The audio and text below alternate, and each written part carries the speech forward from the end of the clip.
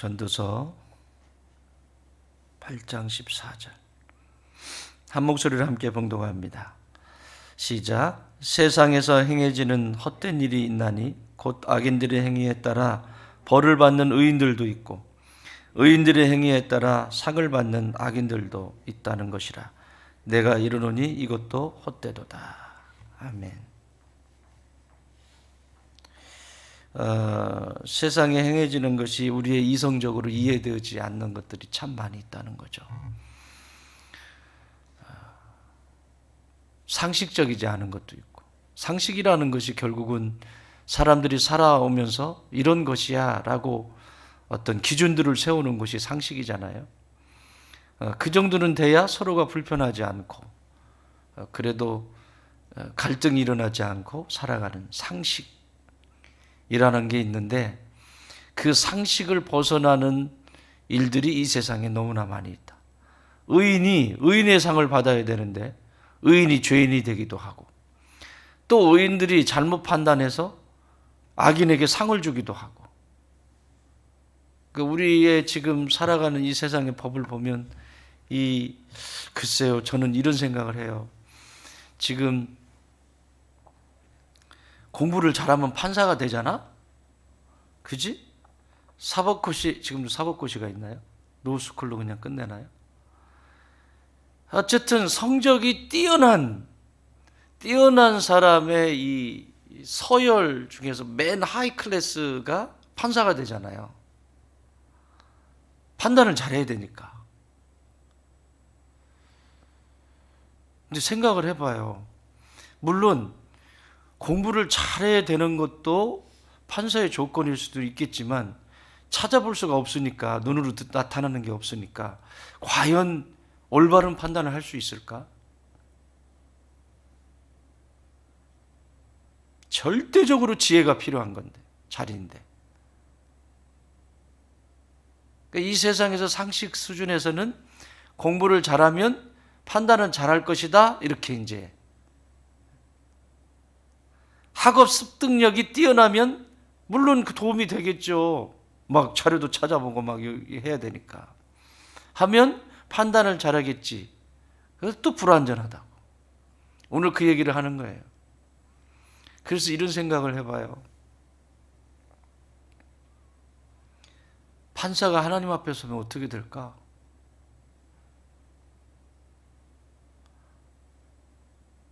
진짜 무서운 자리거든요. 그 자리가.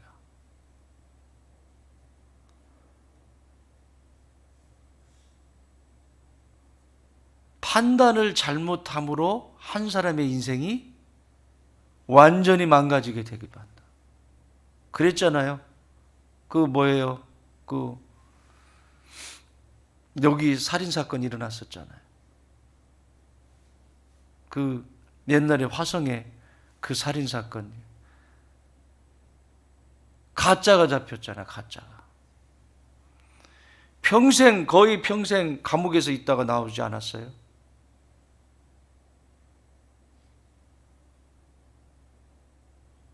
하나님은 억울한 백성들의 그 부르짖음과 한숨을 들으신다고 하셨거든.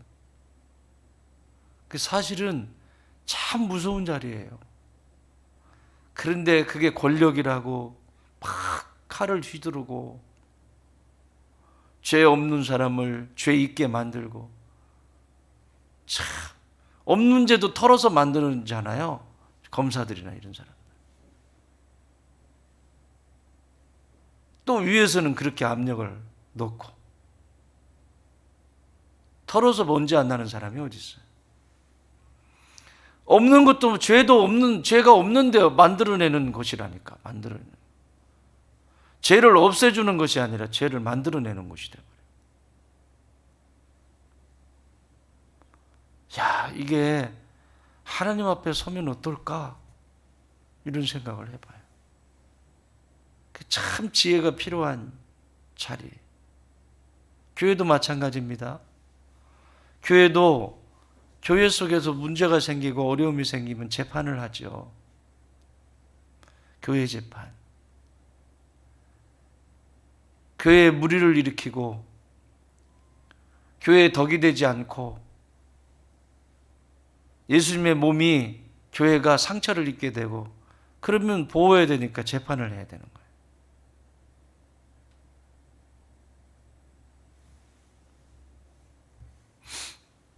교회는 제일 좋은 방법이 재판이 가기 전에 회개가 제일 빨라야죠. 우리 안에는 하나님이 살아계시잖아요. 우리 안에는 성령님이 계시잖아요. 거기까지 가야 되나요? 세상 사람들이야 그렇다고 쳐요. 그렇다고 쳐요. 죄 있는데도 없다고 하잖아. 나는 그런 적 없다고. 나는 그런 적이 없다고.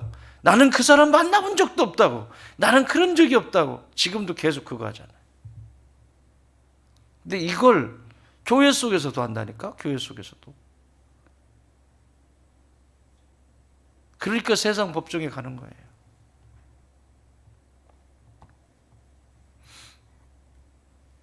교회는 그런 일이 일어나면 빨리 무릎 꿇고 회개하면 모든 것이 끝나잖아요. 거기까지 가야 돼요. 참 부끄러운 일이죠. 교회에서 치리를 하면, 당회에서 치리를 한다는 것은 교회에 지금 무리를 일으키니까 당신은 좀 근신하시오. 좀 쉬시오. 1년 동안 아무것도 하지 말고 쉬세요. 그렇게 치리를 하면 마땅히 그래야죠. 1년이 아니라 10년이라도 그렇게 제가 잠잠히 있겠습니다. 이래야 되는데 1년 동안 심우정지 치리가 내려왔어요. 이거는 덕이 안 되니까, 가면 갈수록 사고만 치니까 당회에서 당회원들이 모여서 그렇게 결정을 했어요. 그러면 1년 심우를 정지됐다는 건 뭐예요? 언젠간 풀어준다는 얘기죠. 다시 내가 누군 줄 알아? 부터 시작해서 내가 이 교회를 위해서 뭘 어떻게 했는데 내가 나를 그렇게 해? 니들이? 끝난 거예요. 그거는요. 그거는 그래요. 설령 자기가 주장하는 말이 옳다고 해도 하나님 앞에 서서도 과연 그럴까? 하나님 앞에서도 그렇게 말할 수 있을까? 나의 모든 것을 다 알고 계시고, 아니 내가 기억도 나지 않는 것까지 다 알고 계시는 그 현미경과 같은 하나님 앞에서도 그렇게 말할 수 있을까? 그렇게 말할 수 있다면 그 사람 말이 옳은 거죠. 그런데 그렇지 않거든요. 참 이런 게 불편한. 그러면 내가 교회에도 무리를 일으키고 지체들에게도 참 그랬고 덕이 되지 않고, 치리를 하기 전에 먼저 찾아와야죠. 그렇죠? 치리를 한다는 것은 몇 번씩 경고를 했거든. 이미 주의해라. 당신이 하는 것이 덕이 되지 않는다. 왜 말씀 생활 안 하니? 왜 기도 생활 안 하니? 왜 하나님 앞에서는 그 예배의 자리를 지키지 않니? 왜 헌금 생활을 그렇게 하니? 우리가 기본적으로 믿음의 여정을 걸어가면서 찾아볼 수 있는 것들이 있잖아요. 그러면 내가 또 정신이 나갔구나. 장로님 죄송합니다. 정신이 제가 나갔네요. 이러면 그게 무슨 당회까지 올라와가지고 치리할 일이에요? 아니잖아요. 수없이 말했을 겁니다. 이 장로님, 김 장로님, 박 장로님, 최 장로님, 장 장로님은 장자가 2번 들어간다. 장땡이네.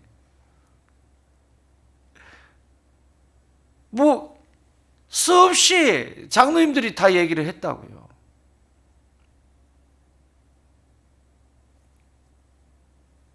지가 장로면 장로지 지나 내나 뭐 다를 게 뭐 있다고 이제 막 이러는 거죠. 니나 잘하세요 막 이러고.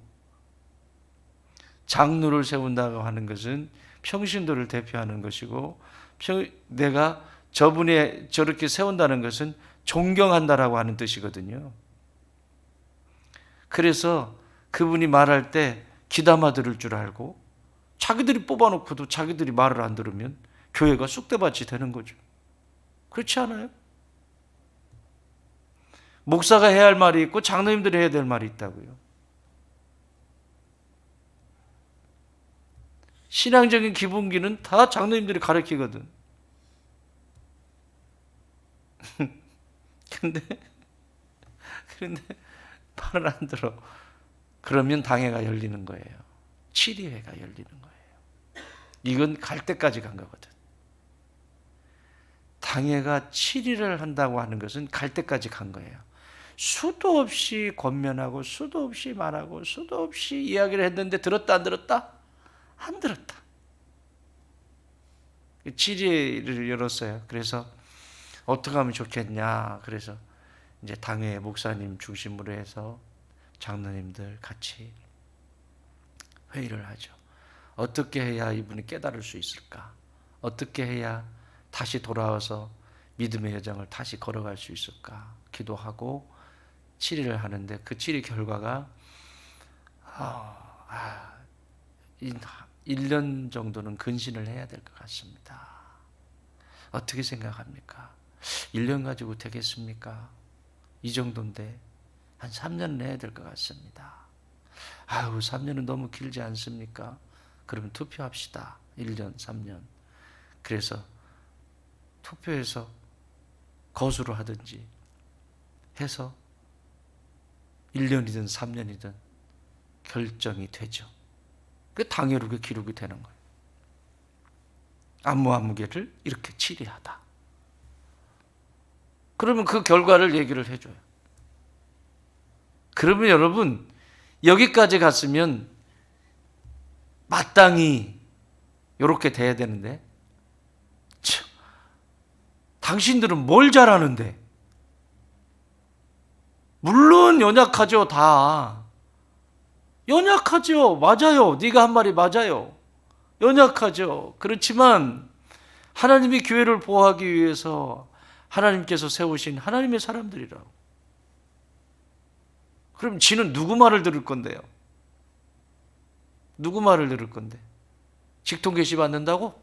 내 제일 무서운 사람들이 직통 계시 받는 사람. 자기는 다 필요 없대. 하나님하고 직접 얘기한대. 정신 나간 사람들이죠. 그래서 얘기를 하면 말을 안 듣고, 아니 1년 근신하면서 자기 자신을 살피고 영적으로 충전하고 다시 공부도 하고 준비하고,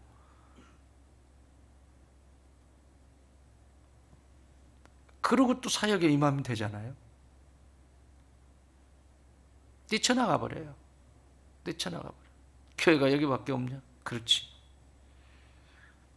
그러면 나는 질문하고 싶어. 천국이 여기밖에 없냐? 천국 가서도 그럴까? 그럴 일이 없겠지만 그런 장소가 아니니까. 천국 가서도 자기 좀 기분 나쁘다고, 그럴 일은 없어요. 천국은 그런 곳이 아니니까. 기분 나쁘다고 천국 여기밖에 없어?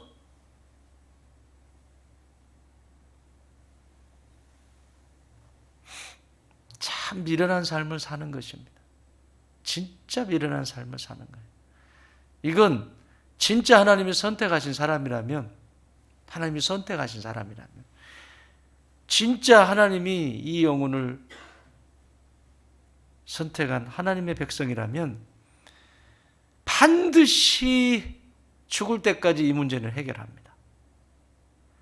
하나님의 고집이 장난이 아닙니다. 아브라함 만드는 거 보세요. 어떻게 만드냐고요? 모세 만드는 거 보세요. 하나님이 어떻게 만드시나. 우리가 쑥 읽고 지나가니까 그렇지 아브라함을 믿음의 조상으로 만드는 하나님을 보시라고요. 어떻게 만드시는지.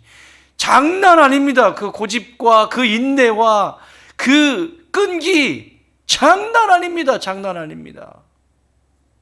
75세에 불러가지고 100세에 돼서 완성을 하시는, 모세는 몇 년 걸렸죠? 40년. 늙어서 기운 빠질 때까지 기다렸다니까요. 늙어서 기운 빠질 때까지. 철철 젊은 날에 40에 피가 끓는 그 모세를 하나님이 부르신 게 아니라니까요. 기다리신 거예요. 그때부터 훈련시키시는 거예요. 양치는 거, 광야에서 고독한 시간, 내가 뭐 하는 짓이지, 계속 그러지 않았겠어요? 그래서 이게 다 사라지고, 아, 인생 이제 뭐 나는 아무것도 의지할 것이 없고 그냥 이렇게 살다 죽는구나 라고 할 때 하나님이 호렙에서 부르시는 거예요. 그 떨기나무 불 가운데서 부르시는 거라니까. 하나님이 훈련시키시네. 하나님이. 여러분, 우리의 하나님은, 나의 하나님은 고집이 장난이 아닙니다. 여러분이 고집이 세다고요? 까불지 마세요. 그냥 빨리 포기하는 게 나아. 까불지 말고 잘난 척 할 필요도 없고 빨리 포기하면 그만큼 빨라져. 여러분, 우리 아이들, 제가 늘 얘기하잖아요. 아이들 중에서도 우리 집에도 새 아이가 있거든요. 새 아이가 어렸을 때 막 훈계를 하잖아요. 매를 들어야 될 때 매를 들어야 돼요. 전사님, 매를 들어야 될 때 매를 들어야 돼. 안 드는 것 같아. 저 집에는 안 드는 것 같아. 매를 들을 시기가 있어요. 이게 초등학교 저학년, 지금은 빠르니까 초등학교 1학년, 2학년 전까지 매를 들어서 잡지 못하면 그 다음엔 못 잡아요. 못 잡아요. 아닌 건 아닌 거예요. 아닌 것이 맞는 것이 돼버리면 그렇게 습관이 드는 거예요. 이 새 아이가 있었는데 지들끼리 이제 놀다 보면 싸우잖아요. 어렸을 때 막 싸워요. 싸우면 이제 엄마가 매를 들죠. 엄마가 매를 딱 들어요. 들으면 이제 애들 긴장하는 거죠. 그런데 매를 들면 바로 엄마 잘못했어요. 엄마 잘못했어요. 잘못했어요. 그러면서 막 지 잘못한 것도 빨리 인식을 하고 잘못했어요. 그리고는 눈물을 뚝뚝 흘려요. 누굴까요? 셋 중에서 맞춰보세요. 예, 둘째 예슬입니다. 예슬이는 지금도 막 앵기고 지금도 막 그냥 물고 빨고 그래요. 그냥. 근데 얘는 바로 자기 잘못을 깨닫고 시정을 해요. 수정을 해요. 그때까지는 몰랐는데, 잘못하기 전까지는 몰랐는데 그 잘못한 것을 인식하면 바로 수정을 해요. 제일 늦게까지 남는 애가 누굴 것 같아요? 네? 네, 예지입니다. 걔는 비 오는 날 50대 맞고 먼지 나도록 맞고 2대 더 맞는 애. 자기가 아니면 아닌 거예요.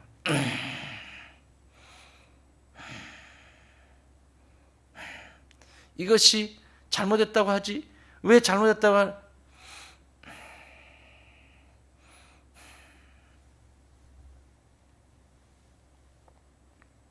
하나님 앞에서도 똑같아요.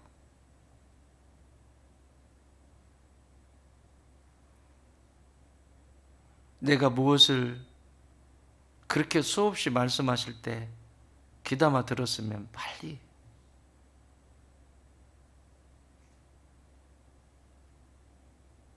이 세상에 의인이 억울한 누명을 쓰기도 하고 악인이 상을 받기도 하고 상식적이지 않은 이 세상의 삶, 우리의 삶이다, 그게. 그런데 그러면 믿음의 사람은 뭘 봐야 될까? 이런 삶 속에서. 이 세상이 지금 이렇게 돌아갈 때 그 얘기 하려고 한 게 아니잖아요. 자문 기자, 전도서 기자는. 그러므로 우리는, 믿음의 사람들은 천국의 질서, 하나님의 법을 바라보면서 살아가는 존재가 되어야 된다라고 하는 말을 하고 싶은 거죠. 그걸 더 구체적으로 말하면 이런 것들이 일반적인 상식이 돼버린 이 세상에서 너희가 그 모양을 담지 마라.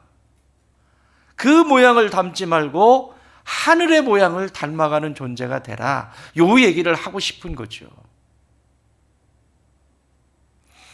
누가복음 16장에 보면 부자와 나사로 이야기가 나오죠. 부자이니까 지옥 갔어요? 가난하니까 천국 갔어요? 그런 얘기가 아니잖아요. 부자는 자기 부유함 때문에 가난한 자를 돌보지 않았어요. 여러분, 가난한 자를 돌본다라고 하는 것은 하나님의 마음이 움직이기 때문에 하는 거예요. 먹을 것이 떨어진 사람이 보면 먹을 것이 주고 싶은 마음이 생겨 하나님의 마음이 움직이는 거고요. 또 아이가 바보 같아요. 어리부리하고 막 그래요. 그러면 내가 쟤를 어떤 부분을 도와주면 좋을까? 이게 하나님의 마음이 움직이는 거거든요. 내가 걔보다 더 가지고 있는 거잖아요. 이런 말이 있잖아요. 나는 신발이 없어서 신발이 없는 것을 불평했다. 누가 한 말이더라? 작자 이상인가? 신발이 떨어져 신발이 없는 거죠. 신발이 없네. 그리고 불평을 늘어놨는데 밖에 나갔는데 두 발이 없는 사람을 보았다.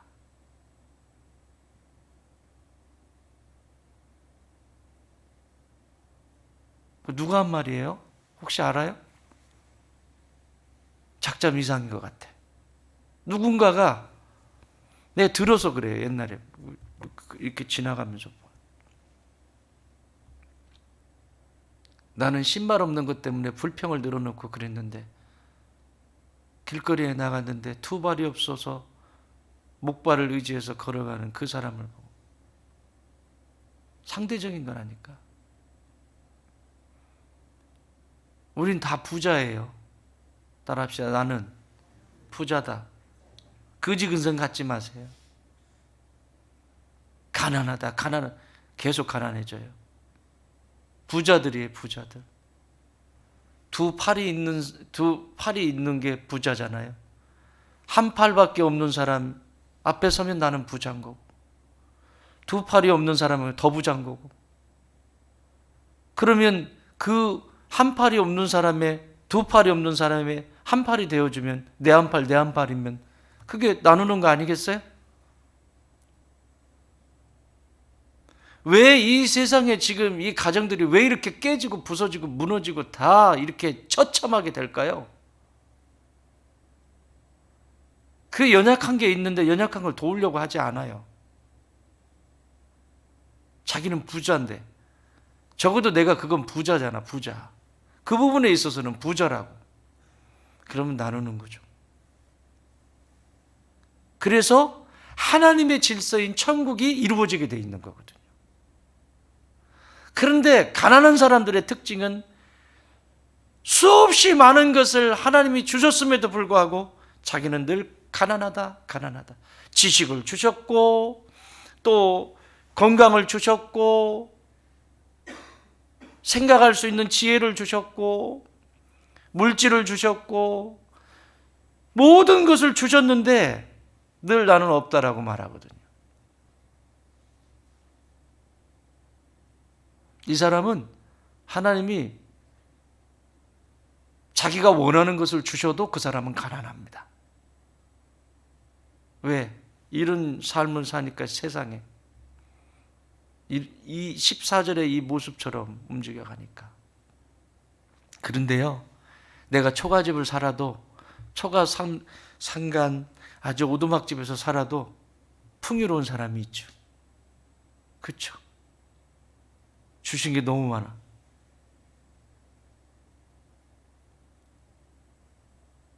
이 얘기를 하고 싶은 거예요. 사랑하는 여러분, 여러분은 부자이십니다.